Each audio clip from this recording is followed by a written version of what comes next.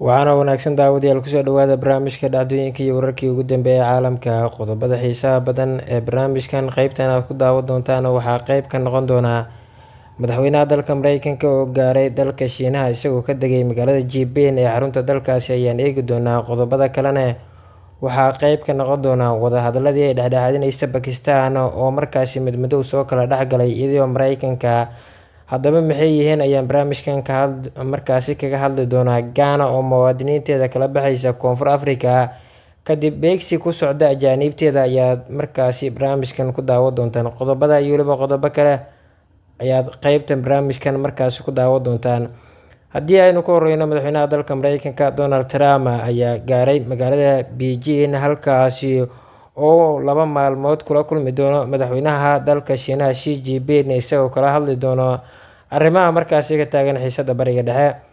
Hogaamiyaha dalka Mareykanka Donald Trump waxaa garoonka diyaaradaha magaaladaasi kusoo dhaweeyay kooxo markaasi ka socda maamulka markaasi uu hogaamiyo Xi Jinping oo markaasi halkaasi kusoo dhaweeyay. Kadib soo dhaweyntiisa, madaxweynaha dalkaasi iyo wafdiga ayaa kulanyo markaasi la kulmi doona ugu horeeya madaxweynaha dalka Shiinaha Xi Jinping isagoo 2 maalmood halkaasi kula kulmi doona madaxweynaha dalkaasi. Waxa uuna kala hadli doonaa markaasi Shiinaha iyo Iran oo xiriir dhow leh, dabcan xiisadda markaasi ka taagan Bariga Dhexe. Dhinaca kalena, haddii aynu eegno, Pakistan oo ahayd markaasi dalka dhexdhexaadinaya Iran iyo Mareykanka ayaa markaasi wararka ka soo baxaya waxay tilmaamayaan in midmadow soo kala dhexgalay Pakistan iyo Mareykanka kadib markii madaxweynaha dalka Mareykanka Donald Trump uu sheegay in Pakistan ay door aad u wanaagsan ka qaadatay dhexdhexaadinta dagaalka u dhexeeya Iran iyo Ciraaq, isla markaana aanu qorsheyneynin in dib loo eego doorka dhexdhexaadinta ee markaasi Pakistan ay ku leedahay dagaalkaasi. Hadalkan oo madaxweynaha Mareykanka ayaa yimid kadib warbixin ay baahisay CBS News taasoo ku sheegay in Pakistan ay diyaaradaha Iran ku daadgureynayso saldhigga cirka ee dalkaasi si looga ilaaliyo weeraro suurtagal uga yimaada Mareykanka. Pakistan ayaa warbixintan ku tilmaamtay mid aan sal iyo raad toona lahayn, isla markaana buunbuunin iyo barakicin warbaahineed ee arrintani ay ku sheegtay. Suxufiyiinta ayaa markaasi madaxweynaha dalkaasi weydiiyay su'aalo dhowr ah oo markaasi ugu muhiimsan in markaasi uu ambabaxayo Shiinaha. Mid ka mid ah su'aasha la weydiiyay ayaa ku saabsaneyd doorka Pakistan ee dhexdhexaadinteeda. Madaxweynaha Mareykanka Donald Trump ayaa la weydiiyay inuu fikrado ama dib u eegis ku sameeyo doorka ay Pakistan ay ku leedahay dhexdhexaadinta markaasi xiisadda Bariga Dhexe. Hogaamiyaha dalkaasi Donald Trump ayaa ku jawaabay, maya, waxaan u maleynayaa inay shaqo wanaagsan ayna qabanaynin. Waxaan aaminsanahay in Pakistan ay qabatay shaqo aad u weyn. Labadii markaasi nin ee taliyaha ciidamada dalkaasi iyo ra'iisul wasaaraha Pakistan waxay qabteen shaqo aad u wanaagsan. Madaxweynaha dalka Mareykanka oo sii hadlaya ayaa sidoo kale waxa uu tilmaamay inuu wadahadal dheer la yeelan doono madaxweynaha Shiinaha Xi Jinping inta lagu guda jiro booqashadiisa Shiinaha, gaar ahaan arrinta Iran. Si kastaba ha ahaatee, waxa uu caddeeyay in Mareykanku aanu u baahnayn caawinta Shiinaha ee ku saabsan arrinta Iran. Hadalka ugu muhiimsan ee Trump ayaa yimid kadib dhageysi muhiim ah oo ka dhacay Koongareeska Mareykanka Talaadadii 12 bisha May, iyagoo markaasi kaga hadlayay xiisadda ka taagan Bariga Dhexe.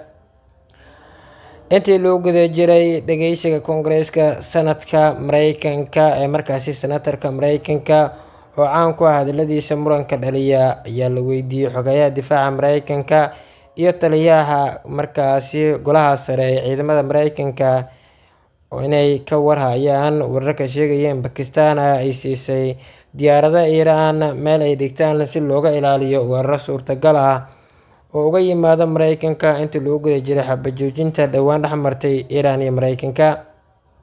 Senatarka ayaa la weydiiyay in warbixintan ay sax yihiin haddii falalkan la jaan qaadayo doorka dhexdhexaadinta. Senatarka oo markaasi arrintan ka jawaabayay ayaa keentay in sanadku uu su'aalo weydiiyo xogayaha markaasi difaaca Mareykanka ee dalkaasi.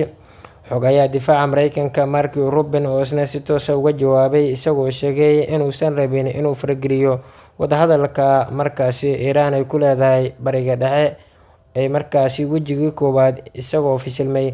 Kadib, madaxweynaha dalka Mareykanka ayaa ku dhawaaqay in markaasi uu isagu qaatay go'aan ah in markaasi dagaalka xabajoojin la dhex dhigo. Ugu dambeyntiina dowladda Ghana ayaa sheegtay in markaasi daadgureyn doonto 300 oo muwaadiniin oo ku sugan South Africa kadib mudaharaadyo laga cabsi qabo weeraro ajaanibta lagu beertilmaameedsanayo. Wasiirka arrimaha dibadda ee markaasi dalkaasi ayaa sheegay in dadkaasi ay iska diiwaangeliyeen safaaradda Ghana si loo badbaadiyo. Dowladda Ghana waxay muwaadiniinteeda uga digtay inay ka fogaadaan goobaha dadweynaha, gaar ahaan magaalada Durban markaasi halkaasi oo mudaharaadyo la qorsheynayo inay ka dhacaan, kuwaas oo looga soo horjeedo muwaadiniinta kala duwan ee ku sugan gudaha dalka Ghana. Guud ahaan barnaamijkan qaybtan intaa ayaan kusoo gabagabeynaya.